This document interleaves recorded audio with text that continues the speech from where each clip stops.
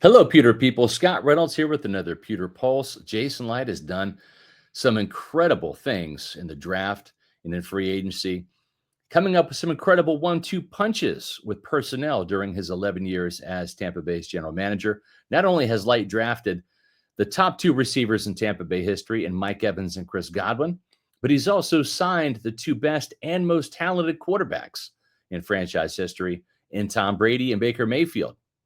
Now, Light might be on the verge of doing the same thing at the offensive tackle position with Tristan Wirfs and Luke Goedeke. I'll dive deep into this topic on today's Pewter Pulse. But first, your reminder to hit the thumbs up button and give us a like. Also, leave a comment. I love reading the comments. Doing those two things helps us with the YouTube algorithm and gets us in front of more awesome Pewter people like you. So do it right now. Just hit the button.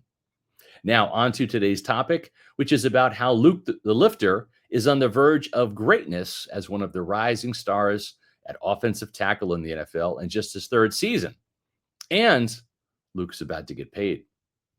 We know that Tristan Wirfs is already the best offensive lineman in franchise history in just his fifth season. Wirfs has made 4 Pro Bowls and counting, and he's been awarded All-Pro status as well. Prior to Wirfs' arrival as a first-round pick in 2020, helping the team win Super Bowl 55 as a rookie, former center Tony Mayberry was the most decorated offensive lineman in team history with 3 Pro Bowls from 1997 to 99. But Paul Gruber was the first and is the only current offensive lineman in the Bucs Ring of Honor. Before Wirfs, Gruber was generally regarded as Tampa Bay's best ever offensive lineman, despite never making a Pro Bowl, because he played on some really bad Bucs teams in the 1980s and the early 1990s. But Wirfs is now clearly the best, and that makes Gruber the second best for now. When it's all said and done, Luke Goedeke might be the second best offensive tackle in team history, supplanting Gruber, who played left tackle his entire career. Now, it's tough to compare different players from different eras, but Goedeke is on his way to being special, perhaps even more special than Gruber, because Gruber didn't make it to the Pro Bowl, and Goedeke has Pro Bowl potential. And he's also playing on winning teams, Buccaneer playoff teams. And those players that end up being on playoff caliber teams typically make the Pro Bowl. In his second year at right tackle, which was the position he played in college at Central Michigan, he's improved so much that he now ranks as the 25th best offensive tackle, according to Pro Football Focus. Tristan Wirfs ranks number 6 with an 86.3 grade, in case you're wondering. Entering week 16, Goedeke has a 74 overall grade with a 71.5 run grade and a 77 pass protection grade.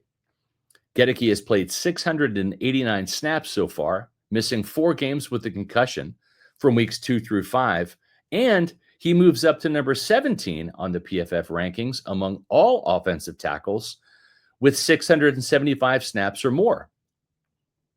Among right tackles, Goedeke ranks number 7 in the league, behind Detroit's Penei Sewell, Green Bay's Zach Tom, Philly's Lane Johnson, Minnesota's Brian O'Neill, the LA Chargers rookie Joe Alt, and Denver's Mike McGlinchey.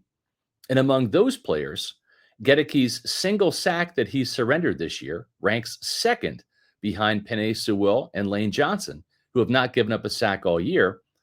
And Goedeke's 12 quarterback pressures is the 2nd fewest among all right tackles behind Johnson's 8. That's a far cry from last year, where PFF had Goedeke giving up 6 sacks and allowing 44 quarterback pressures. The Bucs' second-round pick in 2022 has improved his pass pro grade from 72.5 last year to 77 this season. Goedeke was also one of the most penalized players in the league, with 12 in 2023. But this year, he's used better technique and focus to limit his penalties to just 5 so far.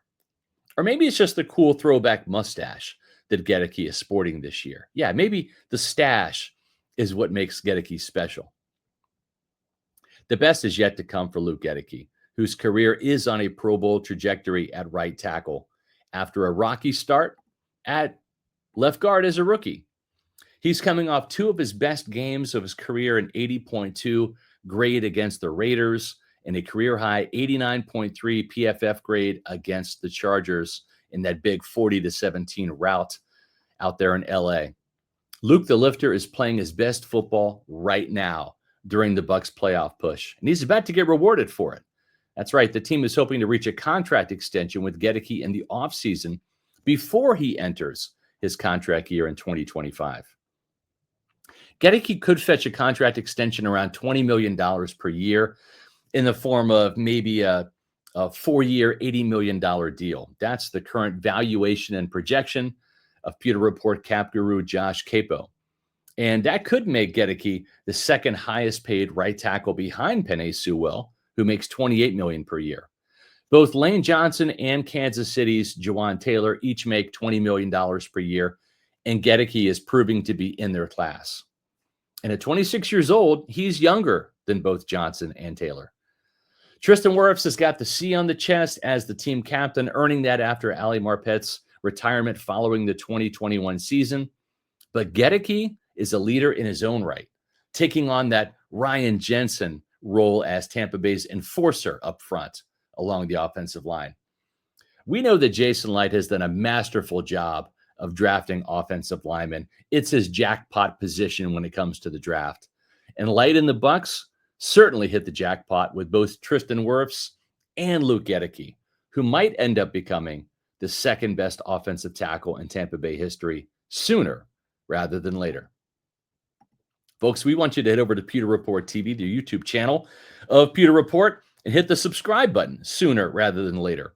You can check out more of my Pewter Pulse episodes, the Pewter Report podcast, Pewter Pregame, Pewter Game Day, Josh Capo's All 22 Bucs breakdowns, and more great Bucs video content there. And please make sure you follow us on X, Facebook, and Instagram at Pewter Report, and visit pewterreport.com for all the breaking news, inside scoop, game coverage, expert analysis, and free agency and draft coverage coming up in the offseason. And I'll be back soon with the new Pewter Pulse.